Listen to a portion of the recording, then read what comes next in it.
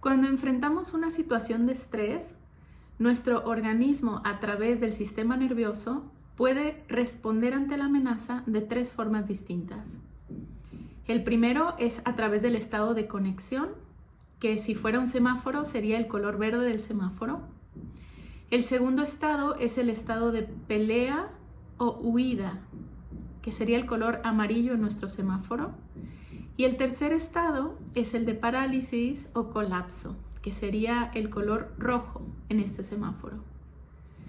Estos estados que suceden gracias al sistema nervioso como respuesta a las experiencias que tenemos son estados temporales. Sirven su función y después el organismo sabe cómo autorregularse.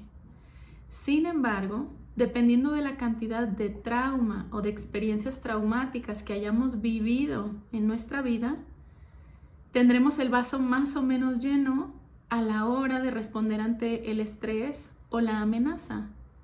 De forma que quizá un detonante pequeño puede llevarnos al estado rojo o al estado amarillo casi de forma inmediata. Estos 2 estados son modos de supervivencia del organismo. Los animales que no tienen corteza prefrontal en su cerebro están hechos para responder ante la amenaza real, por ejemplo, un depredador, activando uno de estos estados, el rojo de paralizarse o el amarillo de pelear o de huir, según el cálculo que alcanzan a hacer de con cuál tienen mayor probabilidad de sobrevivir. Y una vez que la amenaza pasa, ellos descansan. Entran en un estado, se puede decir, de conexión o de semáforo verde.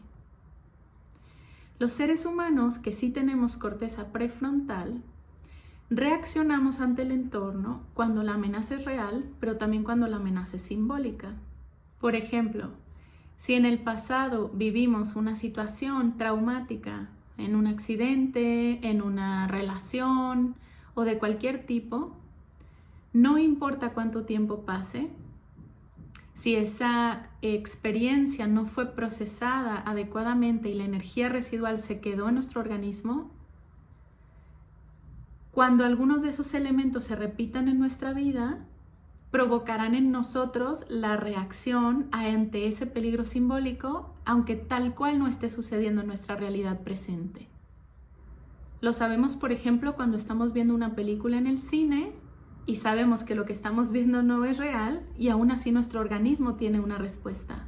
Si estamos viendo algo estresante, nos sudan las palmas de las manos, podemos tener palpitaciones, ansiedad. De esta forma, es posible que muchos de nosotros, en lugar de tener estos estados de forma temporal, vivamos en modo supervivencia sin darnos cuenta. En la actualidad, nuestro día a día puede representar un reto tras otro. Y lidiar con ellos puede ser que nos mantenga todo el tiempo en estos estados de parálisis, de huida o de lucha.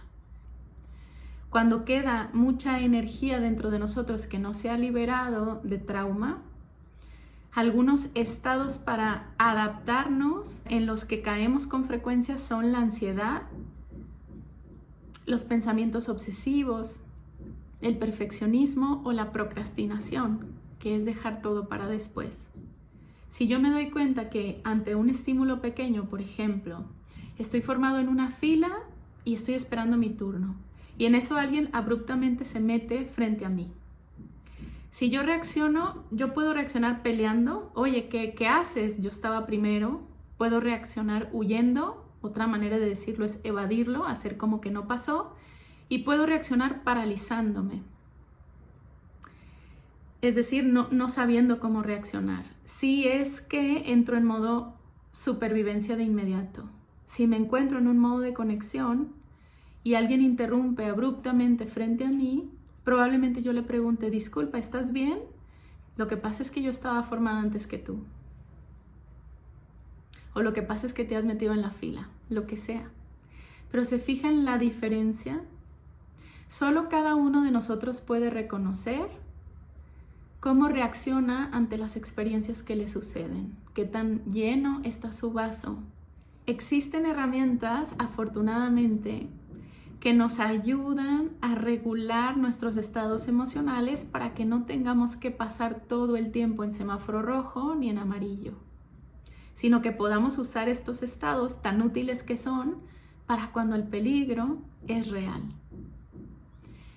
Por ejemplo, para promover y regular el estado de conexión, que es el semáforo verde, se recomienda escribir y se recomienda conectar con el otro. Por ejemplo, tomarse un café con un amigo o con un familiar. Cuando estamos en estado amarillo, que es el de pelea o el de huida, para regular ese estado se recomienda una técnica que se llama tapping, que consiste en tocar ciertos puntos del sistema nervioso para activar una respuesta distinta o una regulación del mismo. Y finalmente, cuando estamos en estado rojo de parálisis o de colapso, todo lo que signifique involucrar los sentidos nos va a ayudar a regular ese estado para poder pasar lentamente a el estado amarillo y posteriormente al verde. Por ejemplo, hay un ejercicio que consiste en notar cierto número de cosas que ves, que hueles, que escuchas o que sientes, para traer la atención al presente y entonces reconocer que no se está en peligro y que puede uno descansar o entrar en conexión. Estas y otras herramientas las pueden encontrar en la página que dejo escrita en este video, luzalasombra.com/ejercicios. Ahí pueden encontrarlos, así como también sirve hacer aromaterapia, poner un aceitito que huela rico. Conectar con el olfato es una manera casi inmediata de entrar en un estado diferente. Cada uno podrá, del abanico de herramientas que se ofrecen, encontrar cuál le funciona mejor que otra. Pero es muy recomendable utilizar las herramientas, porque todos nos merecemos conocernos mejor y todos nos merecemos mantener nuestras emociones reguladas para que podamos usarlas a nuestro favor y no que ellas nos usen a nosotros. No que pasemos todo el tiempo en este estado de supervivencia o de alerta máxima, provocando mayores niveles de estrés en nuestro organismo y que se pueda afectar nuestro sistema inmunológico. Así que por salud emocional, mental, física, se recomienda utilizar estas herramientas. Deseo, como siempre, que les sean de utilidad. Gracias y nos vemos hasta la próxima.